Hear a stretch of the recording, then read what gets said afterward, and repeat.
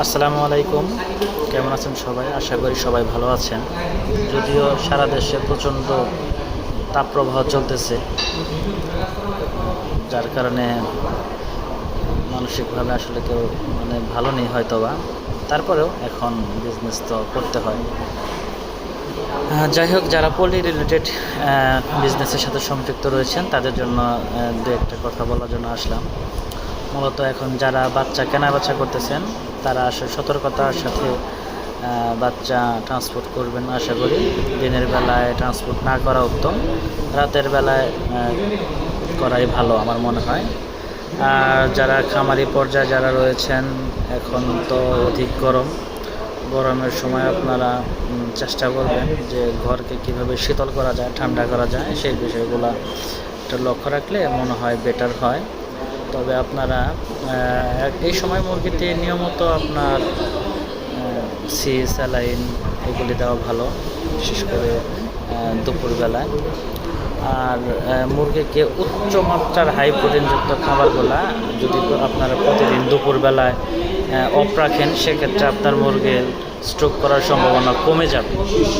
বিশেষ করে যারা ব্রয়লার খাবার খাওয়ান, সেক্ষেত্রে যদি অথবা আপনার যে প্রোটিনযুক্ত খাবার যেটাই হোক ওটাই আপনি যদি প্রতিদিন দুপুরবেলায় খাবারটা অফ করে দেন, সেই ঘাটতিটা যদি আপনি রাতে পূরণ করেন, সেক্ষেত্রে দেখা যাচ্ছে যে আপনার মুরগি স্ট্রোক করার সম্ভাবনা অনেক ক্ষেত্রে কমে যাবে। আর ঘর ঠান্ডা করার অনেক পদ্ধতি রয়েছে। যাদের খামার অত্যন্ত গরম, তারা এখন আধুনিক প্রযুক্তিতে অনেক ফোয়ারা পাওয়া যায়, সেগুলি ব্যবহার করতে পারেন। চালেতে আপনারা পাটের চট ব্যবহার করতে পারেন, চট ব্যবহার করে ভিজিয়ে দিতে পারেন। তারপরে মুরগিকে ঘন কুয়াশার মতো করে স্প্রে করতে পারেন, এতে মুরগি ঠান্ডা থাকে, মুরগির স্ট্রোক করার সম্ভাবনা কমে যায়, মুরগির ইমিউনিটি লেভেল ভালো থাকে।